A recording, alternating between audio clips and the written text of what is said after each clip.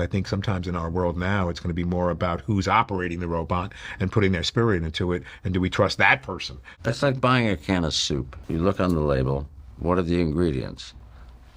Right? That didn't used to be. People didn't used to put ingredients on labels, but now they do. And there are actually people who don't want that anymore. But that's full disclosure. So now I know what's in there. Beans on a Twinkie, baby. Stanley, Giancarlo, how are you both doing? Yeah, good. Well, I'm so delighted to be sitting with both of you. I'm such a huge fan of your long, incredible line of work.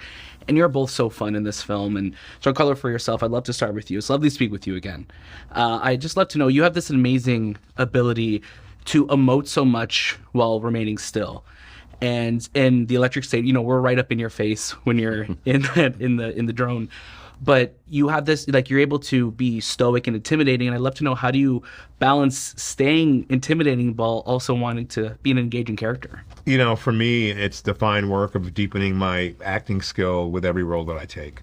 And so no matter what I'm doing, I'm trying to figure out how to do less and have it be more, have it be meaningful. And I try to stay present. To listen. And sometimes on set and being in the drone, I'm reading with someone who's not Stanley, which is a bummer. And it's someone else who's reading the words, and I just have to imagine that he's there.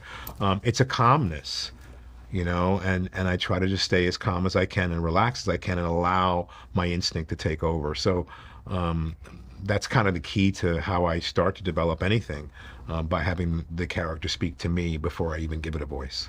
Love that. And Stanley, for yourself, you have one of my favorite shots in this film where you are on the water, floating, walking on the water, very JC, very Savior-esque.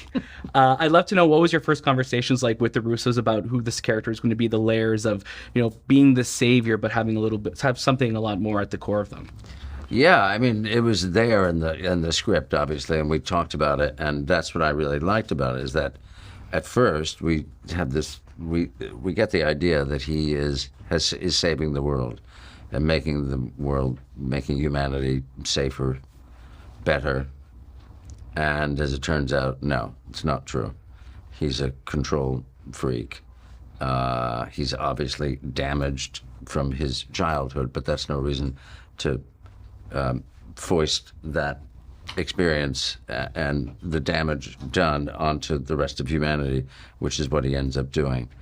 So that complexity of character and that sort of turn is a great thing to be able to play, as opposed to this sort of one-note, mustache-twirling villain. Yeah. How do you both feel about robots, AI, that type of thing? It's an interesting scene, the alternate history that this film goes down.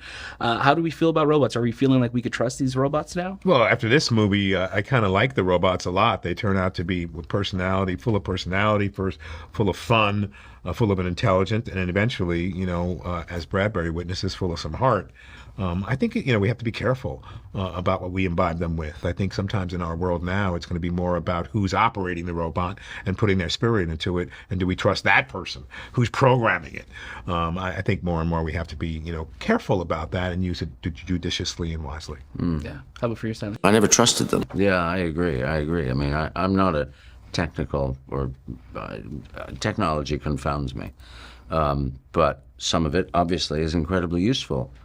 AI is really useful in the medical world, but where we just have to be very careful what we do with it and what we use it for. Definitely. And it should be labeled. We should know.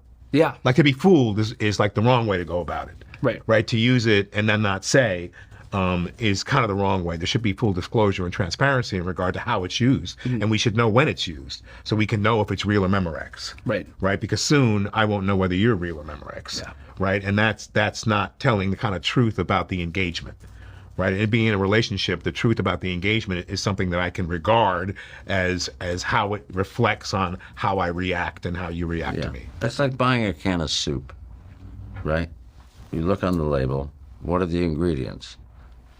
Right? That didn't used to be. People didn't used to put ingredients on labels, but now they do. And there are actually people who don't want that anymore. But that's full disclosure. So now I know what's in there. Beans on a Twinkie, baby. Thank you both so much. You're so lovely. I hope we get to talk to you both down the road, and just congratulations on the film once again. Thank you so much. Thank you. What a pleasure.